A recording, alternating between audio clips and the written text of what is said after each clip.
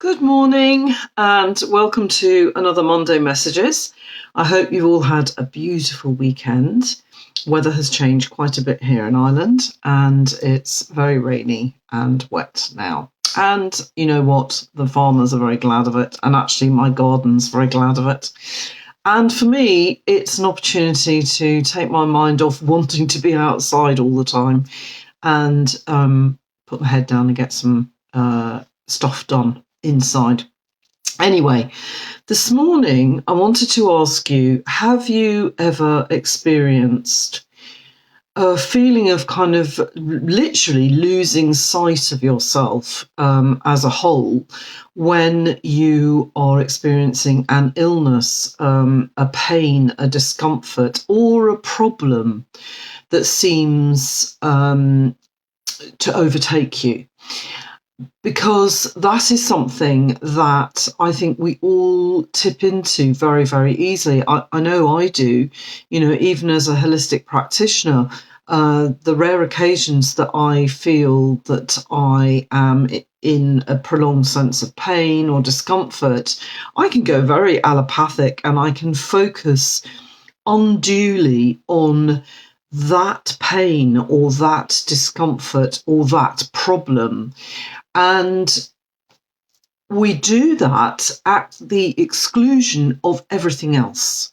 We literally lose sight of all the context that problem, whether it be a physical illness or an emotional issue or whatever it is, we lose focus on the context in which that problem sits. And importantly, the environment, the conditions, all the things that have contributed to that being a problem in the first place. So we take a kind of energetic microscope, if you like, to that problem, and it becomes all we can see, all we can focus on, and all we see is that problem or that illness.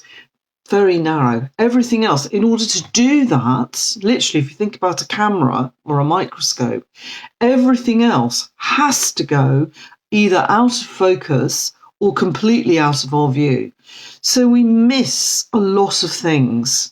And the reason I am bringing this up is because I've lost track of the number of times that I've had particularly fairly new clients of mine who are working with me in a homeopathic way, who come for their follow-up and they say, "Oh, Rebecca, nothing's changed.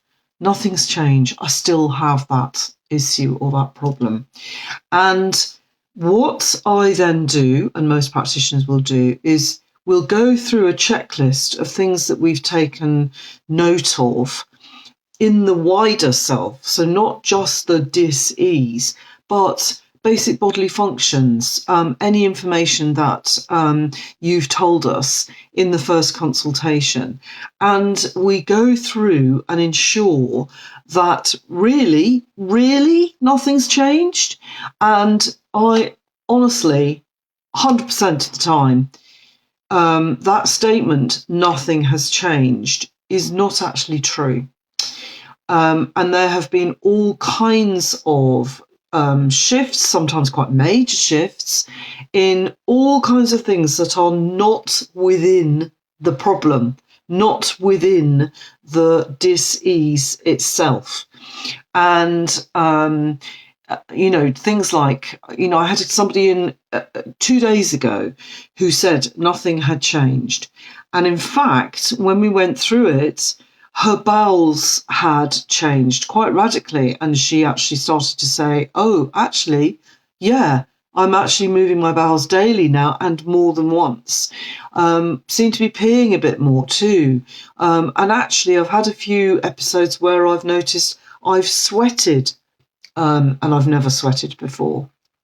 All of which tells me that the natural systems within the body that are there to regulate us, that are there to help us to eliminate and process toxins, rubbish, or anything that doesn't need to be hanging around with us, is that they've changed. They're now working. They're now online. They've now been switched on, and things are moving. I think the same client told me that she actually noticed when I pointed it out, or when I asked the question, that actually her sleep was improved as well. So all building block stuff that the body will choose to free up, to create a condition of better flow, of better management. And then it might turn its attention, us, the energy, will turn attention or focus to whatever the end result is of all those things not functioning as they should. So it's always a delightful revelation to me constantly as to how wise our whole system is in being able to notice exactly what needs to happen for us to actually really focus on that issue, whatever it is. We also in QTT, we have a lovely method called problem not problem. The same thing with emotional problems. We tend to get completely overpowered or obsessively focused on whatever a problem is, and we keep staring at it, we keep looking at it, looking for resources or solutions that might help us through that issue, whatever it is. We're never going to find it within the solution itself, within the problem itself. The solutions, the resources, the understanding, the perspective comes from stepping back and looking at the wealth of possibility that resides in that area around the problem, not within it. So that's what I wanted to do today, was really to encourage any of you who perhaps have just started working with a practitioner, or even if you're thinking about it, to actually practice not focusing unduly solely on that issue or that discomfort or that dis-ease, because it won't pay dividends for you to do that. What you can do, that I encourage clients to do, is to take stock of a top to toe noticing of all the basic things, even things like vision sometimes, if you're getting headaches or anything like that, just work down the body and put a measurement on it for how things are right now. So marks from 1 to 10, 10 being absolutely tip top, working fully. How do you feel about each of those areas right now? And then you can reassess those on a weekly basis, or sometimes a daily basis if it seems appropriate, or even a monthly basis. And you can notice much more any movement, any change. And you can then bring that to your practitioner, which is really, really useful. But also, I think more importantly than that, almost, is that when we actually pull away from going, oh, there's been no change,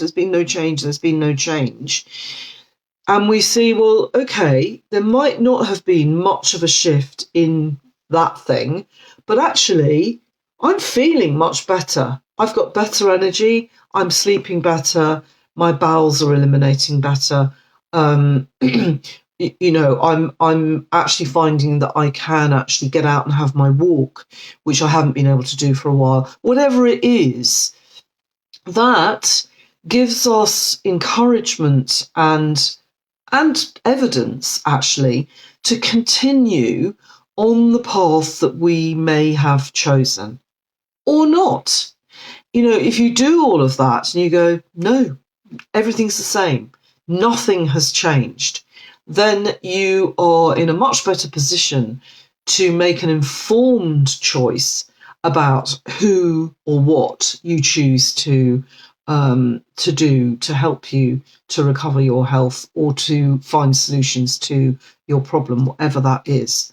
So I wanted to just draw attention to that as a tendency for most of us, I think, or many of us, to actually just revere that tendency to really home in on a problem rather than seeing it in context, and to notice how much more empowering and how much more informative it is to regard ourselves as, okay, part of us is not fully functioning at the moment, but what's happening within all of us?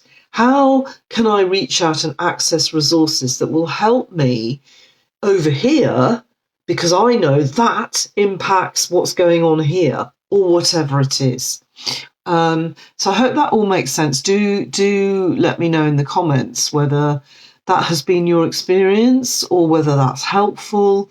You can just give me a thumbs up if that's all you want to do, but it is helpful for me to know whether this is something that resonates with you or not.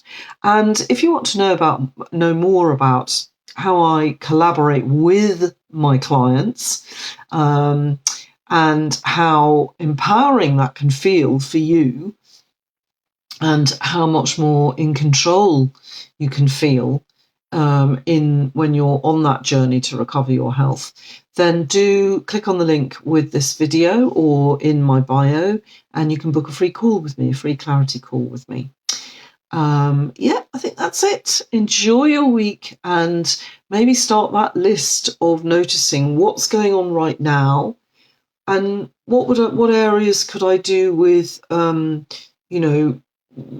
putting some input into, so that I feel I'm a 10 out of 10 in as many areas as possible. And I feel that everything is working as it should. Thank you for listening. Thank you for watching. And I look forward to talking to you if you're going to book that call. Thanks very much. Have a great week. Bye.